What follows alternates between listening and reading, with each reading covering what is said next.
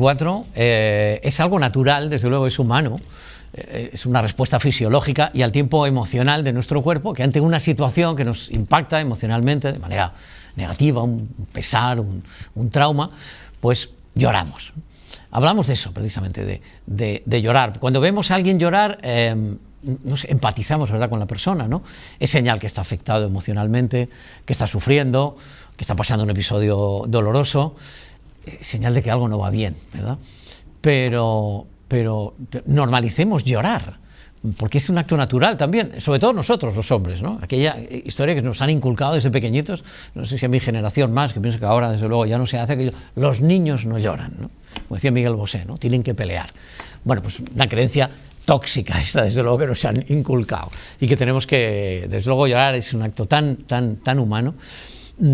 Además, la sensación que da es que cuando lloramos ya como que, no digo que la pena sea menos, ¿no? pero como que descargas, ¿no? Se alivia de alguna manera, ¿no?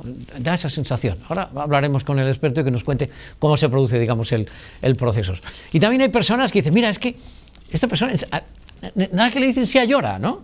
Tiene como el llanto a flor de piel. Y otras personas que, o porque se hacen las duras, o porque les cuesta más el llanto, les cuesta más soltar una lágrima.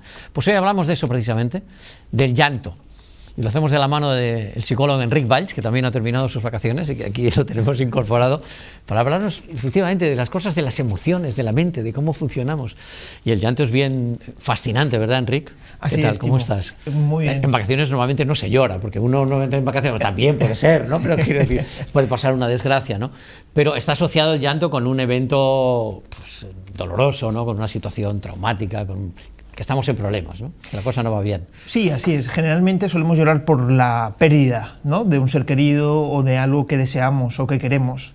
Luego también es cierto que podemos identificar el lloro como una forma de expresar la alegría. Hay personas que lloran por alegría. Fíjate, es un lloro porque inconscientemente la persona se anticipa que eso va a acabar. Y entonces es como lloran de alegría, pero es por algo que es momentáneo, ¿no? O es instantáneo. Sí, no es verdad. De determinadas películas de humor o un chiste o tal, es verdad que hay mira, lloro, pero lloro de alegría, lloro de la risa. También la alegría se puede expresar con el llanto, es curioso, ¿no? Sí, es cierto que aquí yo siempre planteo una pregunta que es, ¿qué es más fácil? ¿Llorar con el que llora o reír con el que ríe? No es fácil. ¿Qué es más contagioso? Claro. Es curioso. Desde el punto de vista psicológico, ¿qué sería más contagioso? ¿Contagia más la risa? El bostezo también dice que es, pero esto es otro asunto, esto es fisiológico, ¿no? ¿Pero qué se contagiaría más, la risa o el llanto? Es mucho más sencillo llorar con el que llora. Porque partimos de la base de que nuestra mente está diseñada para siempre poner el foco en aquello negativo, para buscar una solución, ¿no? Siempre una emoción positiva nos cuesta mucho más retenerla, porque no estamos diseñados precisamente para esa positividad.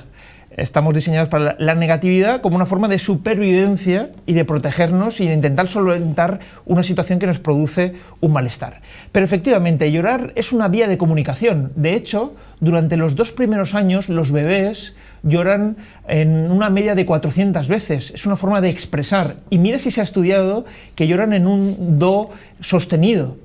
Luego el bebé se va haciendo más mayor y ese preadolescente identifica el lloro como una forma de, ya lo decías al inicio, ¿no?, de debilidad, de vulnerabilidad. Siendo adultos eso se va transformando, aunque efectivamente aquí hay un aspecto cultural, ¿no?, de crianza. En el hombre la media llora entre 7 y 10 veces al año. Sí. Y la mujer entre 30 y 60. Porque la mujer está mucho más normalizado. Cuando una mujer está pasándolo mal, lo que hace es compartirlo con otra mujer o las emociones están mucho más naturalizadas, ¿no? El hombre llora en 2 ocasiones. Estoy hablando desde los estudios y estoy generalizando, pero en 2 ocasiones es cuando se permite llorar o está socialmente más aceptado. Uno es cuando su equipo gana una copa, que normalmente ahí conecta y llora, de alegría o de todo eso que se ha reprimido. Los valencianistas hace mucho que no lloramos de alegría, es verdad, pero bueno, en este caso de emoción o de emoción positiva. ¿Y cuál sería, digamos, la otra? Y la otra es cuando ve a un héroe salvar la humanidad, es decir, entrega su vida para hacer un bien común. Cuando está viendo una película, ¿no?, y entonces ahí está el personaje principal que pues, hace todo lo posible para salvar a la población, ¿no? Sin embargo, en los sepelios o en los duelos, digamos, estaría comprobado por los estudios también que las mujeres lloran más, y no sé si hay una predisposición, como tú decías, a ese compartir las emociones de una manera más normalizada, y nosotros los varones tendemos a ser más herméticos también, y yo creo que lo podemos experimentar todos en nuestro grupo de amigos. Un grupo de amigas hablarán de las cosas de la emoción, mientras que a los tíos nos cuesta más entrar en las emociones, pero ocurriría también en un sepelio, en un fallecimiento que vemos. A mí me ha impactado, y fíjate, como dices, algo cultural, primera vez que vi llorar a mi padre, porque claro, también esta cosa del valor generacional, ¿no?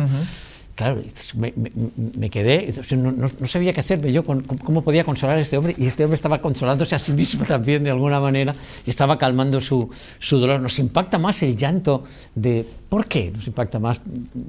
¿O por qué cuesta más el llanto en el hombre? Habría también un componente, no sé, se me ocurre, si hay un componente, digamos, hormonal. No sé si la famosa testosterona nos hace que los hombres tengamos menos predisposición al llanto, o es una cuestión, como decías, digamos, más cultural. Es más bien una cuestión cultural, es decir, mira, me hace recordar un caso que atendí hace unos meses de un hombre, del padre de familia, que, bueno, estábamos tratando la pérdida de un ser querido, y él mismo me verbalizaba en sesión que ahí sí que era su espacio terapéutico para conectar con la emoción. Me decía, es que durante la pérdida de mi ser querido no lloraba porque no me lo podía permitir, porque no quería preocupar a mi familia, porque soy el tótem de la familia y porque en esos instantes no tocaba. Es una cuestión cultural, de crianza, ¿no? Quizá inconsciente. Qué mandato, ¿eh? Qué automandato tan potente. En esos instantes no tocaba, no lo podía permitir. Fíjate qué manera de expresar el dolor tan hacia adentro, cuando además entiendo que el llanto puede ser también terapéutico, nos alivia de alguna manera. Después de llorar parece que nos encontramos, ¿quién descarga pega? No sé, estoy como más descargado, estoy como mejor después de llorar, ¿no? Sí, llorar cura, llorar sana. De hecho, llorar nos ayuda a elaborar esas angustias, esos miedos o incluso ese dolor que nos ha generado la pérdida de un ser querido. De hecho, liberamos estrés, liberamos oxitocina, y además el llorar, si lo hacemos en ocasiones de forma acompañada, también es terapéutico, ¿no? De ahí esa frase de un hombro en el cual apoyarnos, ¿no? O llorar, ¿no? Es importante y hay que normalizarlo. Yo siempre lo digo, hay que conectar con la emoción. Siempre, generalmente nos han dicho que hay que conectar con la alegría, con la felicidad. Fíjate tú qué bien uno se encuentra, pero esas emociones que no estamos tan habituados, ¿no?, a conectar con ellas, también son importantes, son terapéuticas. Claro, aquí ya entramos en un mundo, porque quiero hablar de diferentes tipos de lloros o de llantos. Están las conocidas lágrimas del cocodrilo, que se utilizan como una forma de manipulación en la pareja o en la familia, ¿no? Una mamá que dice, es que fíjate tú, me vas a hacer a mí esto, como una forma de manipular, o en la pareja, ¿no? Alguien que dice, fíjate, el dolor que estás generando en mí, para generar en el otro un cambio que, en fin, uno lo está buscando. De hecho, las lágrimas de cocodrilo tienen su origen porque el cocodrilo, cuando está comiendo su presa, está soltando esas lágrimas, ¿no? Porque están conectadas con las lágrimas salivales, ¿no? Y entonces no es que el cocodrilo está llorando, pero de ahí está esa imagen, ¿no? Personas que utilizan el llanto como una forma de manipular. Por otro lado, tenemos el llanto, o esas personas que lloran por todo, quizá por un exceso de empatía. Personas que con ese sentimiento empático pues no pueden llegar a desconectar y viven ese sufrimiento ajeno. Pero luego tenemos personas que lloran por todo porque tienen una personalidad con características infantiles, en el que no ven solución o no saben cómo solventar esa situación. Entonces lloran a la mínima por todo, porque no ven esa salida, ¿no? Entonces es curioso, podemos identificar. O lo contrario, ¿no? Personas que no lloran en ningún momento. ¿Por qué? Porque tienen una angustia encapsulada, porque no se permiten. Yo siempre explico en consulta que las personas somos como edificios, y en ese edificio hay pisos. En ese piso es una vivencia, y a lo mejor no se han permitido conectar con esa vivencia, y entonces hay un bloqueo emocional. Y se me ocurre, Enrique, las personas que no lloran, porque no se permiten llorar, de alguna manera no están elaborando digamos, de manera saludable emocionalmente el duelo, es decir, está como, esa agua emocional está como estancada y claro, eso puede generar, en fin, mayores problemas en un futuro. Hay que dejar, ¿no?, que esa emoción fluya. Por tanto, el llanto en ese sentido sería terapéutico, especialmente cuando hablamos de una pérdida, cuando hablamos de una situación traumática. Es verdad que hay personas, no sé, no habría una normo llorar, quiero decir, oiga, no, lo normal es que usted llore, como tú decías en los estudios. ¿Cuántas veces decías que lloraban los bebés? Durante los 2 primeros años hay una media entre 200 y 400 veces. 200 y 400 veces. Claro, por los papás esto es lo que pasa, pero claro, es su manera de expresarse, porque en este caso los bebés lloran porque demandan frío o hambre o atenciones o etcétera. Pero me pregunto, hay una categoría también, no sé si digo bien, estas personas altamente sensibles, ¿no? También esa categorización, ¿entraría estas personas, como tú decías, que lloran por todo, serían estas personas altamente sensibles que ante una noticia, no sé, en un medio de comunicación, aquí en la tele, una noticia, pues qué sé yo, empatizan de una manera muy intensa y les produce lloro, lo que, bueno, nos puede producir tristeza, pero esa falta, digamos, no sé si de control, ¿se puede controlar, por otro lado, también el llanto? Sí, aquí debemos de hacer como una clasificación, ¿no? Yo, en este sentido, hacemos como una clasificación de 2 tipos. Una es, efectivamente, por ese exceso de sensibilidad, es decir, y la sensibilidad no es mala, al revés, es una habilidad, porque eso nos ayuda a conectar con cierta creatividad, arte, etcétera, ¿no? Entonces, en ese sentido, hay un exceso de empatía, y en otro sentido es, como te comentaba, esas características infantiles en las que no sabe cómo afrontar eso. Y eso le genera una imposibilidad y una frustración, y entonces se activa esa emoción. Sí. Entonces, sí que es posible. ¿Cómo? Insisto, gastando la emoción. Hay que gastarla. Yo siempre lo digo, cuando uno tiene esa sensación o ese sentimiento de llorar, tiene que gastarla.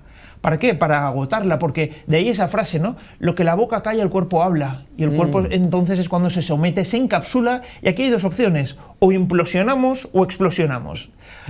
Puede venir una enfermedad. Efectivamente, es, ¿verdad?, la plataforma de la enfermedad, ¿no?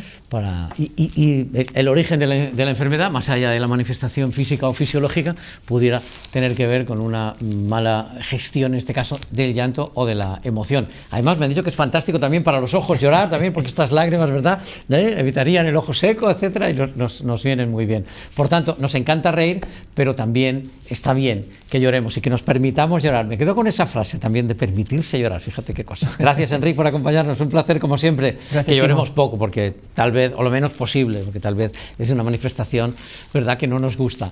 Pero bueno, cuando hay que hacerlo en compañía también, ¿eh? Esa idea que ha transmitido Enric de que empaticemos también con las emociones. Gracias por acompañarnos, un placer. A ti, Chimo.